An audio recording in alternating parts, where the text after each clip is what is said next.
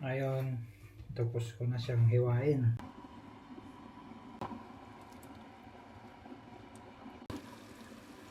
Yun.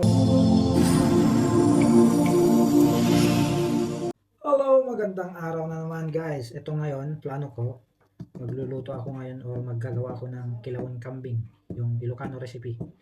So ayan, dito sa Australia kasi meron kaming kaibigan na pinangbibilihan namin ng buong kambing. So ang price lang niya is around $50. Minsan binibigay niya $40 kung marami kaming kukunin. Pero kadalasan binibigay niya sa amin is $50. So ito guys yung kambing, yung balat saka may konting muscles. So yan, gagawa tayo ng kilawin, Ilocano recipe na kambing kilawin. Pero ang gagawin ko rito, hindi siya kilawin na talagang fresh na fresh kasi frozen na siya. Gagawin kong imbaliktad na kilawin. Sa Ilocano is imbaliktad. O kaya ipapakita ko sa inyo mamaya kung ano ba yung tinatawag na imbaliktad. Ayan, may balat, tapos yung muscle. May konting muscle. Noong nagkatay kami, talagang ginawa ko ito na yung balat may kasamang muscle. Para masarap, hindi lang puro skin yung kakainin. Dito, nung nasa Victoria pa kami, hirap kaming maghanap ng kambing. Kasi sa mga stores o yung bilihan ng kambing, napakamahal. Yung 1 kilo is nagre-range siya ng $25 to $30. So napakamahal yon. So since 4 years kami sa Victoria, Australia, bihira lang kami nakatikim ng kambing. And then, di pa kami nakabakasyon kasi yung pandemic noon. Nahirapan kami umuwi. So hindi rin kami nakatikim masyado. Pero bumibili pa rin kami. So, pero once in maybe a year lang or maybe twice a year, makatikim din ng karne ng kambing. So now, nandito na kami sa New South Wales, Australia. Ayun, kung ibunabusan na kami ng stock sa rep, tatawagan lang namin yung Aussie na kaibigan namin. Ayun, magkakatay kami sa bahay nila. Doon sa bahay niya, meron siyang farm kasi, meron siyang talagang area na pagkatayan ng mga baka o kambing. Kaya, pumupunta kami pagka-day off. Nag-uusap namin mga kaibigan dito kung sinong kukuha ng kambing para minsan na lang tulungan kami magkatay. Noong nag-aaral ako ng college at yung animal science ang course ko, napag-aralan naman namin yung pagkatay ng kambing, kaya may idea ko, kaya alam ko yung dapat gawin, paano putol-putulin yung every parts ng kambing. Ang ganda ng meat niya. Kasi yung mga kambing, kwento ko lang, yung mga kambing na binibili namin, yung isang farmer na kaibigan namin, sila ay, itong mga kambing na ito is wild, sabi na wild. So yun, minsan pumupunta sila maghahan sa bundok dito sa malapit sa bahay nila at nagdadala sila ng aso, grupo sila.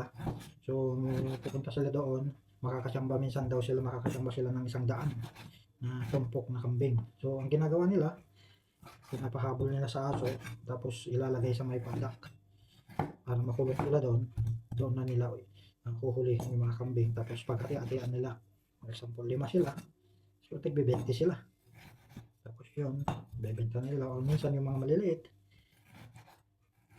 bebenta na nila o papalakihin I should say. So yun, minsan nung nakaraang pumunta kami sa nagkatay sa bahay niya, nakakuha kami ng 7, so 350, naka 350 siya. So isang araw lang yun. Maganda rin dito sa Australia kung may talagang farm ka, kung bahay mo is sa farm, pwede kang alaga ng mga tupa, o di kaya kambing, o di kaya yung mga angus na baka. So hindi tayo taga rito, wala tayong lupain, mahal pag bumili ka dito sa Australia ng lupain. Ayan, ginagayat ko lang siya ng ganito kalalaki para mabilis lumambot mamaya pagka pakuluan ko ng konti. So sa Philippines, yung sa Ilocos, kasi Ilocano ako, kung magkatay kami ng kambing, ginagawa namin yung kilawin. Talaga yung kilawin namin is talagang fresh, hindi namin iluluto. Ang luto lang niya yung pagkatanggal ng skin niya.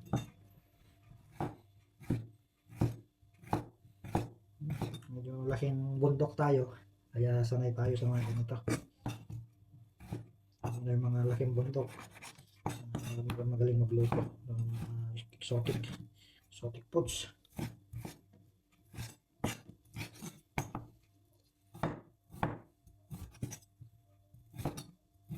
Ayan, tuloy ko lang yung pag-ihiwa. Ngayon, tapos ko na siyang hiwain. Ayan. So, ito lang yung mga sangkap na gagamitin ko. Paminta, luya, sibuyas, di mawalang salt, and vinegar. So, ayan. Ito naglanggana. Kalamig. Ayun.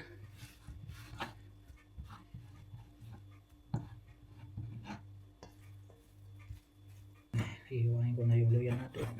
Ito pros.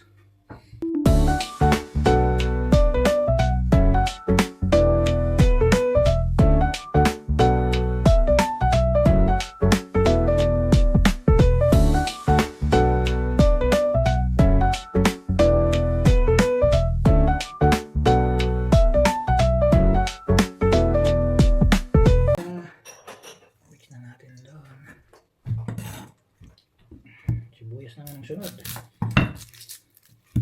Lalaki ng sibuyas dito guys.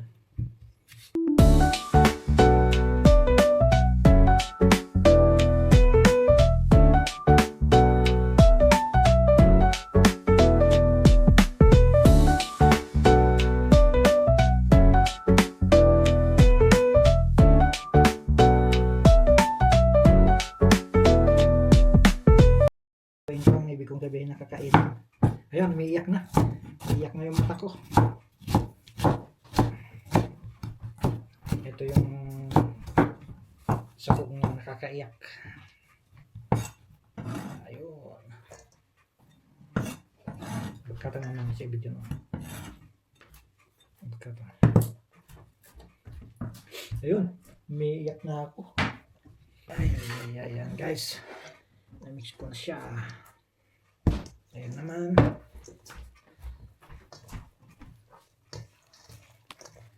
Lagyan natin ng konting paminta. Para yung aroma ng mga paminta manood sa kambing natin. Yan mahirap gawin. Pinaikot-ikot. Ha! Yun. Ayan. Tapos, hamin natin ng asin. Asin ba to? Ayan. Yan muna natin ang dalawa. So yung brown vinegar.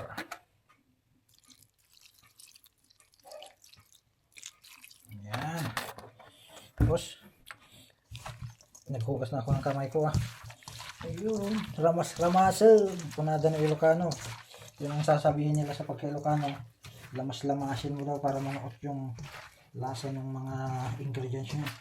Paikot-ikutin mo sa loob hanggang sa mahilo. Yan. Ito. So papakulaan natin ng konti guys para lumambot siya. Yan guys, paano ba kayo magluto ng kilawing kambing? Comment down below guys para malaman din namin kung paano yung lutuin yung kilawing ninyo. Sa amin ganito.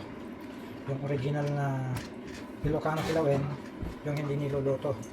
Pero ito frozen na kaya niluluto na namin. Para hindi sasakit yung tiyan natin. Masyadong malaki yung takip.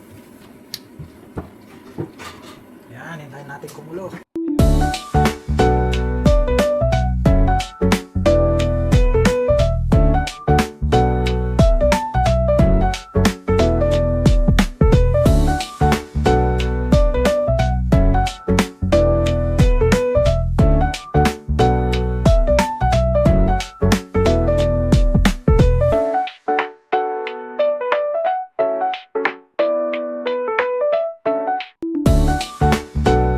guys, tinakpan ko na siya kasi para mas mabilis lumambot. Para hindi sayang yung init niya.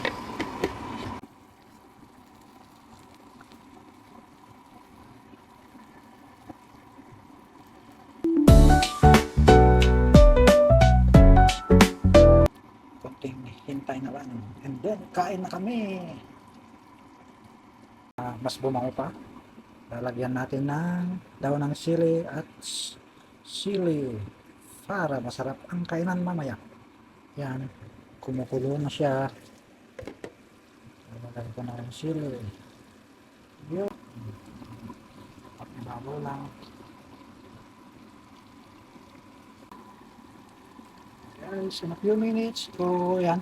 Pinakuluan ko siya ng around 5 minutes na. So, in a few minutes, ready na siya.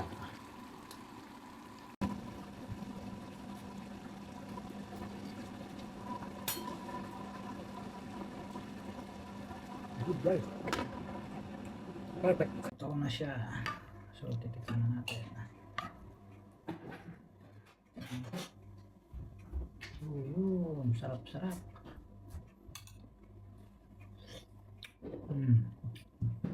Good. Good guys. Number 1. So yan guys, ganun lang kami magluto ng kilawing Ilocano dito sa Australia. Kaya kung nagustuhan mo yung video guys, please like, share, and subscribe mga idol yung YouTube channel natin na GC Videos in Australia. So thank you for watching guys.